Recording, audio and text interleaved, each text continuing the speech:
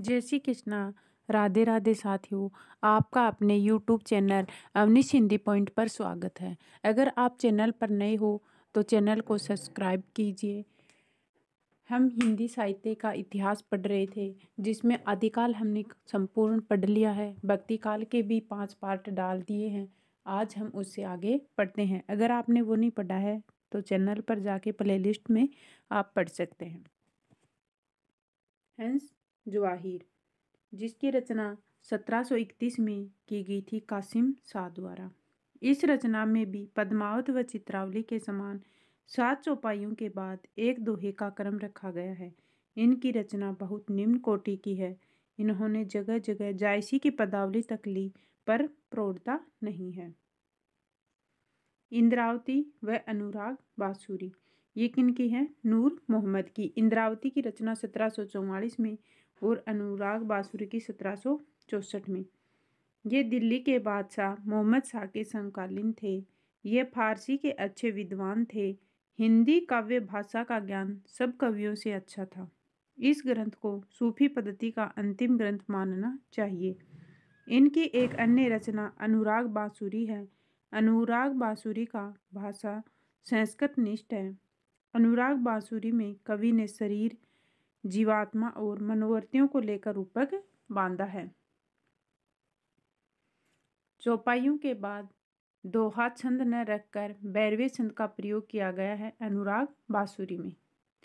नूर मोहम्मद को अपने हिंद प्रेम के कारण यह उपालंब सुनने को मिला कि तुम मुसलमान होकर भी हिंदी भाषा में काव्य रचना करने क्यों आ गई। ये उपालंब किसे मिला? नूर मोहम्मद को। शुक्ल ने सूफी कवियों की अखंडित परंपरा की समाप्ति शेख नबी से मानी है। अंतिम सूफी ग्रंथ इंद्रावती को माना है। तो आचार्य रामचंद्र शुक्ल ने अंतिम सूफी ग्रंथ किसे माना? इंद्रावती को। और अंतिम सूफी संत शेख नबी को। नल दमयंती संबंधी प्रेमाख्यान। नल दमयंती की प्रेम कथा को आधार बनाकर हिंदी में अनेक प्रेम काव्यों की रचना की। शाहजहां के समकालीन सूरदास पंजाबी ने नल दमयंती कथा शीर्षक से प्रेमाख्यान लिखा। नरपति व्यास ने नल दमयंती और मुकुंद सिंह ने नल चरित्र की रचना की। प्रेमाख्यान की हिंदी साहित्य को देन। हिंदी साहित्य की एकमात्र परंपरा है जो धर्माश्रय व राजाश्रय से दूर रहकर लोकाश्रय में आगे बढ़ी। एकमात्र साहित्य परंपरा जिसमें कथानक रूढ़ियों का निर्वाह किया गया है। श्रृंगार के तीनों पक्षों सौंदर्य, परिणय व विरह का रोमांचक चित्रण हुआ है। ये प्रेमाख्यानों की जैनी साहित्य को कौन कौन सी विशेषताएं मिलती हैं उनके बारे में बताया गया है। प्रेम के उदात्त स्वरूप की अभिव्यक्ति हुई है। प्रेमाख्यान काव्य की प्रवृत्ति और विशेषताएं। सूफी सिद्धांतों का प्रचार प्रसार करना, लौकिक प्रेम के माध्यम से अलौकिक प्रेम का वर्णन करना। यानी लौकिक प्रेम के माध्यम से अलौकिक प्रेम का वर्णन क्या है? सूफी सिद्धांतों का प्रचार करना इनका उद्देश्य था। और मसनवी शैली का प्रयोग किया गया। डॉक्टर नगेंद्र ने उक्त तीनों से असहमति व्यक्त की है। और उन्होंने कौन सी बताई है? प्रबंधात्मकता थी सूफी साहित्य में। अवधी भाषा का प्रयोग किया गया। कथानक रूढ़ियों का निर्वाह किया गया। वियोग श्रृंगार की प्रधानता, खंडन मंडन की प्रवृत्ति का अभाव मिलता है यहाँ पे। नायिका के नाम पर कर्ती का नामकरण, यानी जो भी रचना लिखी उसका नामकरण ज्यादातर नायिका के नाम पर। प्रतीक शैली का प्रयोग, दाम्पत्य प्रतीकों का प्रयोग, नाम परिगणन पद्धति या वस्तु वर्णन पद्धति का प्रयोग भी इसमें किया गया है। अब हम पढ़ेंगे कृष्ण भक्ति साहित्य। सूफी साहित्य कंप्लीट हो गया। राम और कृष्ण हिंदू आस्था के दो ध्रुव हैं, जिनके बीच मध्यकालीन सगुण भक्ति साहित्य झूलता रहा है। सगुण भक्ति काव्य की वह काव्य धारा जिसमें कृष्ण का लीला गान किया गया है, कृष्ण भक्ति धारा के नाम से जानी जाती है। कृष्ण भारतीय पुराण और इतिहास में सर्वाधिक वर्णित रहते हैं। वेदों से लेकर आज तक कृष्ण अनेक रूपों में हमारे सामने आते हैं। ऋग्वेद के अष्टम व दसम मंडल के कुछ सूक्तों के रचयिता ऋषि कृष्ण माने जाते हैं। ऋग्वेद के प्रथम मंडल में भी कृष्ण का नामोल्लेख मिलता है। कौशिकी उपनिषद तथा छांदोग्य उपनिषद में भी आंगिरस ऋषि के शिष्य कृष्ण का वर्णन पाया जाता है। महाभारत में कृष्ण का चरित्र विस्तार से वर्णित है। श्रीमद् भागवत गीता में भी कृष्ण कर्म योग का संदेश देते नजर आते हैं। हिंदी के कृष्ण भक्त कवियों ने वेद, उपनिषद, महाभारत व गीता में वर्णित कृष्ण चरित्र को अपने साहित्य में स्थान नहीं दिया। हिंदी कृष्ण काव्य का आधार ग्रंथ श्रीमद् भागवत पुराण को माना जाता है। हिंदी के कृष्ण भक्तों ने कृष्ण की लीलाओं का गान तो किया, किंतु उनका मन कृष्ण की बाल लीला व प्रेम लीला के वर्णन में अधिक रमा है। श्रीमद् भागवत पुराण में राधा नाम की किसी गोपी का उल्लेख नहीं मिलता है। राधा का वर्णन करने की परंपरा ब्रह्मवैवर्त पुराण से आरंभ होती है।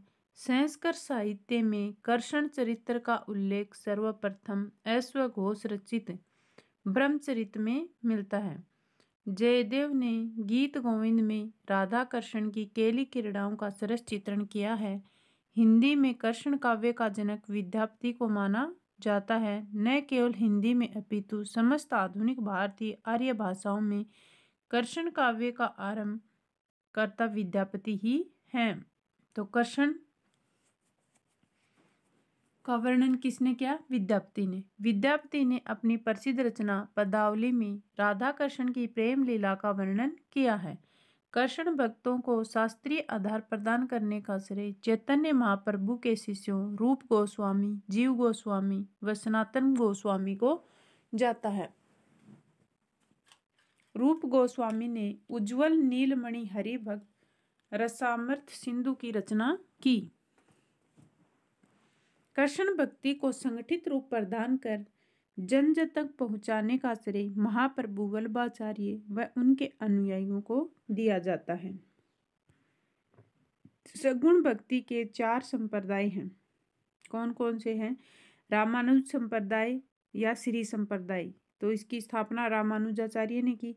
माधव संप्रदाय या ब्रह्म संप्रदाय मध्वाचार्य, रुद्र संप्रदाय की विष्णु स्वामी, निम्बार्क संप्रदाय की निम्बारकाचार्य। कृष्ण भक्ति के 5 संप्रदाय हैं प्रमुख। वल्लभ संप्रदाय वल्लभाचार्य, निम्बारक संप्रदाय निम्बारकाचार्य, हरिदासी या सखी संप्रदाय स्वामी हरिदास, राधा वल्लभ संप्रदाय हित हरिवंश, गौड़ीय या चैतन्य संप्रदाय चैतन्य महाप्रभु। तो सगुण भक्ति धारा के 4 संप्रदाय हैं और कृष्ण भक्ति धारा के प्रमुख 5 संप्रदाय हैं। वल्लभ संप्रदाय व उसके प्रमुख कवि। संस्थापक महाप्रभु वल्लभाचार्य, जिनका जन्म 1479 ईस्वी में हुआ था। इनका दार्शनिक मत शुद्धाद्वैतवाद था। भक्ति मार्ग यानी पुष्टि मार्ग की इन्होंने स्थापना की और इनके गुरु का नाम विष्णु स्वामी था। इनका जन्म चंपारण गांव, जिला रायपुर, छत्तीसगढ़ में हुआ था। इनके पिता लक्ष्मण भट्ट, माता इला मागरू थी। जाति भट्ट तेलंग ब्राह्मण थे। इनके 84 शिष्य थे। प्रथम शिष्य कुंभनदास था। इनकी रचनाएं पूर्व मीमांसा भाष्य, उत्तर मीमांसा भाष्य, तत्वदीप, निबंध, श्रीमद् भागवत की सुबोधनी टीका, सूक्ष्म टीका। उत्तर मीमांसा भाष्य को ब्रह्मसूत्र भाष्य या अणु भाष्य भी कहा जाता है। अणु भाष्य को महाप्रभु वल्लभाचार्य पूर्ण नहीं कर पाए थे। इनका अंतिम 1.5 अध्याय इनके पुत्र गोस्वामी विठलनाथ ने लिखा। अणु भाष्य में शुद्धाद्वैत संबंधी दार्शनिक विचार हैं। पुष्टि का अर्थ होता है पोषण और पोषण का अर्थ होता है भगवत अनुग्रह या भगवत कृपा। पुष्टि मार्ग में दीक्षित भक्त को भगवान के अनुग्रह पर पूरा विश्वास होता है। पुष्टि मार्ग भक्त स्वयं को मरकट मार्जार शावक की तरह भगवान को सौंपकर निश्चित हो जाता है। आचार्य महाप्रभु ने 3 प्रकार के जीव व 3 प्रकार के मार्ग माने हैं। प्रवाह जीव प्रवाह मार्ग, मर्यादा जीव मर्यादा मार्ग, पुष्टि जीव या पुष्टि मार्ग। अभी जो आरपीएससी ने फर्स्ट ग्रेड का एग्जाम लिया था 2022 में, उसमें ये क्वेश्चन आया था यहाँ से। परवाह जीव उन्हें कहते हैं जो संसार के प्रवाह में पड़कर सांसारिक सुखों में लीन रहते हैं। यह मार्ग परवाह मार्ग कहलाता है। वे जीव जो सांसारिक जीवन से विमुख होकर भगवान के अनुग्रह का भरोसा रखते हैं वे पुष्टि जीव कहलाते हैं या पुष्टि मार्ग कहलाते हैं, जिसमें भक्त लौकिक या बाह्य साधना का सहारा नहीं लेता। आचार्य वल्लभ के शिष्य पूर्णमल खत्री ने 1519 ईस्वी में गोवर्धन पर्वत पर श्रीनाथ मंदिर का निर्माण करवाया था। पुष्टि मार्ग सेवा पद्धति में अष्टायाम सेवा का विधान है, अर्थात वल्लभ संप्रदाय में मंदिरों में 8 बार ठाकुर जी के दर्शन होते हैं। अष्टायाम सेवा पद्धति के 8 चरण निम्नलिखित हैं। हो सकता है अगले एग्जाम में यहाँ से क्वेश्चन बन जाए। कौन कौन से वो 8 चरण हैं तो देखो, पहला मंगला, श्रृंगार, गवाल, राजभोज, उत्थापन, योग, संध्या आरती और शयन। महाप्रभु वल्लभाचार्य के पुत्र गोस्वामी विठलनाथ ने अपने 7 पुत्रों के लिए वल्लभ संप्रदाय की 7 पीठें स्थापित की थी।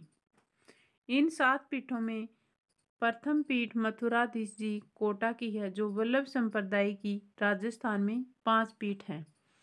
मथुराधीश कोटा, द्वारकाधीश कांकरोली, श्रीनाथ जी नाथ द्वारा, गोकुल चंद्रमा जी कामा भरतपुर, सूर मदन मोहन जी कामा भरतपुर।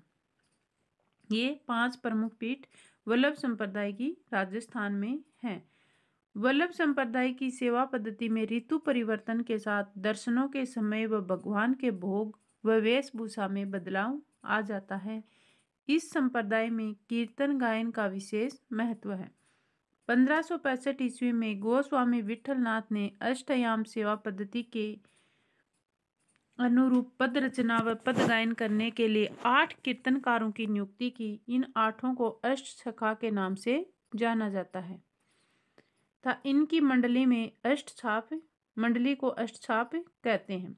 8 कीर्तनकारों में 4 महाप्रभु वल्लभाचार्य के शिष्य थे और 4 इनके पुत्र विठलनाथ के शिष्य थे, जिसमें सूरदास, कुंभन दास, परमानंद दास और कृष्णदास तो वल्लभाचार्य के शिष्य थे। गोविंद स्वामी, नंददास, चतुर्भुज दास और छीत स्वामी गोस्वामी विठल के थे। कुंभन दास और ये चतुर्भुज दास क्या थे?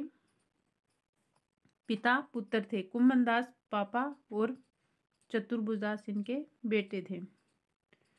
कुंभन दास को सम्राट अकबर ने धार्मिक चर्चा के लिए फतेहपुर सीकरी बुलाया था, तो इनका प्रसिद्ध पद है, संतन को कहाँ सीकरी सो काम। काव्य कला की दृष्टि से सूरदास प्रथम, नंददास द्वितीय व परमानंद दास तृतीय स्थान पर आते हैं। यानी काव्य कला की दृष्टि से देखें तो पहले स्थान पे सूरदास, फिर नंददास और फिर परमानंद का स्थान आता है। वात्सल्य वर्णन की दृष्टि से सूरदास का स्थान पहला और परमानंद का दूसरा है। तो इसको ऐसे याद रख सकते हैं कि वात्सल्य रस, वात्सल्य में सूर ने परम आनंद प्राप्त किया, वात्सल्य से सूर ने परम आनंद प्राप्त किया। संगीत कला की दृष्टि से सूर प्रथम और गोविंद स्वामी दूसरे स्थान पर आते हैं। संगीत में सूर ने गांव में गाया, गांव से गोविंद हो जाएगा।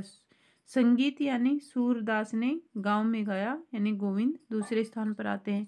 गोविंद स्वामी का संबंध राजस्थान के भरतपुर जिले के आतरी गांव से है। प्रसिद्ध संगीतज्ञ तानसेन ने गोविंद स्वामी जी से पद गाकर शिक्षा ली थी। कृष्णदास प्रबंधन कला में निपुण थे। उन्हें महाप्रभु वल्लभाचार्य ने श्रीनाथ मंदिर का व्यवस्थापक नियुक्त किया था, इसलिए इन्हें कृष्णदास अधिकारी के नाम से भी जाना जाता है। माना जाता है कि कृष्णदास जाति से क्षुद्र थे। छीत स्वामी अपनी उद्दंडता के कारण मथुरा में छीतू चौबे के नाम से जाने जाते हैं। गोस्वामी विठलनाथ से दीक्षा लेने के बाद ये परिक्रमा मार्ग में स्थित पूछरी का लोठा नामक स्थान पर रहने लगे। कौन? छीत स्वामी। अगले कवि आते हैं, सूरदास के बारे में पढ़ते हैं। सूरदास का जन्म 1478 ईस्वी में हुआ था। जन्म स्थान दिल्ली मथुरा राजमार्ग पर स्थित सिही नामक गांव में। कुछ विद्वान सूरदास का जन्म स्थान आगरा मथुरा के बीच स्थित रुनकता को मानते हैं। जाति शाश्वत ब्राह्मण थी। गुरु महाप्रभु वल्लभाचार्य भक्ति मार्ग, पुष्टि मार्ग, भक्ति भाव, सख्य भाव। और दार्शनिक मत कौन सा था इनका? शुद्धाद्वैतवाद। आचार्य वल्लभाचार्य शिष्यत्व 1509-10 में स्वीकार किया। महाप्रभु जी से मुलाकात होने से पूर्व सूरदास से वह विनय के पद लिखा करते थे। महाप्रभु जी से प्रथम भेंट के समय उन्होंने 2 पद गाकर सुनाए थे। सूर हो सबर पतिनन को टीको, सूर हो सब पतिनन को नाइक। इन पदों को सुनकर आचार्य वल्लभ ने कहा, सूर हो के ऐसे गिज्ञाते हो, कछु हरि लीला वर्णन करीबो। यहाँ से सूर की भक्ति भावना में बदलाव आया और वे साख्य, वात्सल्य और माधुर्य भाव के पद लिखने लगे। यह मुलाकात गो घाट पर हुई थी। सूरदास की कृतियां सूर सागर, सूर सारावली, साहित्य लहरी, सूरदास को ब्रज भाषा का वाल्मीकि, जीवन उत्सव का कवि, भावाधिपति, हिंदी साहित्य का गगन का चंद्रमा, वात्सल्य व संग्रार का सम्राट, रसमगन कवि, प्रज्ञा चक्षु आदि उपनाम दिए गए थे। सूर की ख्याति का आधार सूर सागर है। सूर सागर को श्री कृष्ण लीला का सागर भी कहा जाता है। माना जाता है कि सूर ने लगभग 1.25 लाख पदों की रचना की, जिनमें केवल 5000 पद प्राप्त होते हैं। सूर सागर की रचना श्रीमद् भागवत पुराण के अनुकरण पर 12 स्कंदों में की गई है। सूर सागर में बाल लीला संबंधी पद अधिक हैं। सूर सागर के प्रथम स्कंद में विनय संबंधी पद हैं। सूर सागर में कृष्ण जन्म से लेकर मथुरा गमन तक की कथा गीति मुक्तक शैली में वर्णित है। सूर सागर को राग सागर भी कहते हैं, क्योंकि इसमें अनेक राग रागनियों का विधान किया गया है। सूर सागर में कवि ने श्रीमद् भागवत पुराण के 10वें स्कंद की कथा को ही विस्तार से गाया है। तो सूर सागर में किसकी कथा? यह श्रीमद् भागवत की और 10वें स्कंद की। सूर सागर का सर्वाधिक मार्मिक व हृदय स्पर्शी प्रसंग भ्रमर गीत प्रसंग है। सूरदास के भ्रमर गीत का संपादन आचार्य शुक्ल ने भ्रमर गीत सार शीर्षक से किया है। भ्रमर गीत एक उपालम काव्य है, जिसमें गोपियां भ्रमर को लक्ष्य कर श्री कृष्ण व उद्धव को अपने व्यंग्य बाणों का निशान बनाती हैं। श्री कृष्ण के मथुरा चले जाने के बाद ब्रज की गोपियां उनके वियोग में व्याकुल रहती हैं। मथुरा में श्री कृष्ण के मित्र उद्धव, जो निर्गुणोपासक, ज्ञानी व योग मार्गी हैं, श्री कृष्ण उद्धव को निर्गुण ज्ञान और योग का संदेश गोपियों तक पहुंचाने के लिए ब्रज भेजते हैं। ब्रज में ज्यों ही गोपी उद्धव संवाद आरंभ होता है, एक भंवरा उड़ता हुआ वहां आ जाता है। इस भंवरे को ही लक्ष्य करके गोपियां उद्धव को बहुत खरी खोटी सुनाती हैं। अंततः उद्धव सगुण प्रेम और भक्ति में दीक्षित हो जाते हैं। भ्रमर गीत रचना का उद्देश्य निर्गुण व सगुण ज्ञान पर, प्रेम और योग पर भक्ति की विजय का प्रतिपादन करता है। भ्रमर गीत परंपरा का मूल स्रोत श्रीमद् भागवत पुराण के 10वें स्कंद का 46वां व 47वां अध्याय है। श्रीमद् भागवत पुराण में यह प्रसंग संक्षेप में वर्णित है, किंतु महाकवि सूरदास ने अपनी नवीन प्रसंगोद्ध भावनाओं की प्रतिभा के बल पर इसे विस्तार दिया है। नवीन प्रसंगोद्ध भावना की यह क्षमता हम गोस्वामी तुलसीदास में नहीं पाते। ये कथन किसका है? रामचंद्र शुक्ल का। भ्रमर गीत परंपरा में सूरदास के भ्रमर गीत का स्थान अग्रणी है। हिंदी भ्रमर गीत परंपरा की कृतियां, भंवर गीत तो किसका है? नंददास का। और भ्रमर दूत सत्यनारायण कवि रतन, जिसे ब्रज कोकिल भी कहा जाता है। उद्धव तक जगन्नाथ रत्नाकर का प्रिय प्रवास, अयोध्या सिंह उपाध्याय हरिओद का। इनमें अंतिम 3 रचनाओं का संबंध आधुनिक काल से है। सूर की गोपियां भावुक हैं, नंददास की बौद्धिक। ये अंतर है नंददास और सूरदास में। सूर का भ्रमर गीत मुक्तक काव्य है, तो नंददास का जो भंवर गीत है वो प्रबंध काव्य है। सूर में लोक का रंग है, तो नंददास में शास्त्र का। सूर की भाषा ठेठ ब्रज है, नंददास की संस्कृत निष्ठ ब्रज है। सूर का भ्रमर गीत वियोग श्रृंगार का सर्वोच्च शिखर है। ये बात बच्चन सिंह ने कही है। सूरसागर के पश्चात सूरदास ने साहित्य लहरी की रचना की। साहित्य लहरी को आचार्य शुक्ल ने साहित्यिक क्रीड़ा का ग्रंथ कहा है। साहित्य लहरी भक्ति ग्रंथ न होकर लक्षण ग्रंथ है। साहित्य लहरी में भाव गोपन व दष्टपुट पद शैली में अलंकार व नाय का भेद वर्णित है। साहित्य लहरी के पदों में प्राय क्लिष्ट काव्य दोष पाया जाता है, अर्थात इसके पदों का अर्थ ग्रहण करने के लिए मानसिक व्यायाम करना पड़ता है। साहित्य लहरी में एक पद मिलता है जिसमें सूरदास ने अपनी वंश परंपरा दी है। इसके अनुसार ये चंद्रवरदाई के वंशज ठहरते हैं। सूर की तीसरी रचना सूर सारावली है, जिसे सूरसागर का सार माना जाता है। यह रचना सूरसागर इतनी प्रगल्भ और काव्यांगपूर्ण है कि आगे होने वाले कवियों की श्रृंगार और वात्सल्य की उक्तियां सूर की जूठी सी जान पड़ती हैं। यह कथन किसका है? आचार्य शुक्ल का।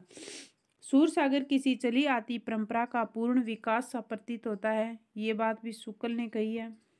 जिस प्रकार रामचरित गान करने वाले भक्त कवियों में गोस्वामी तुलसीदास जी का स्थान सर्वश्रेष्ठ है, उसी प्रकार कृष्ण चरित्र गान करने वाले भक्त कवियों में सूरदास का। वास्तव में ये हिंदी काव्य गगन के सूर्य यानी तुलसीदास को तो सूर्य कहा और चंद्रमा सूरदास को रामचंद्र शुक्ल ने कहा है। सूरदास जब अपने विषय का वर्णन करते हैं तो मानो अलंकार शास्त्र हाथ जोड़कर उनके पीछे दौड़ा करता है। उपमाओं की बाढ़ आ जाती है और रूपकों की बारिश होने लगती है। ये बात हजारी प्रसाद द्विवेदी ने कही है। सूरदास की मृत्यु पर गोस्वामी विठलनाथ ने कहा, पुष्टि मार्ग को जहाज जात है, जाको जो कुछ लेनो हो सो लेऊं। यह पंक्ति महत्वपूर्ण है, कई बार एग्जाम में आई है। शुक्ल के साहित्य में अष्टछाप कवियों का क्रम सूरदास, नंददास, कृष्णदास, परमानंद दास, कुंभन दास, चतुर्भुज दास, शीत स्वामी और गोविंद स्वामी। क्रम जोग पुनि ज्ञान उपासना सभी मरम भरमायो। ये पंक्तियां सूरदास की हैं। तो आज के वीडियो में साथियों इतना ही। वीडियो को अंत तक देखने के लिए धन्यवाद। चैनल पर नए हो तो सब्सक्राइब कीजिए, लाइक कीजिए और अपने दोस्तों को शेयर कीजिए।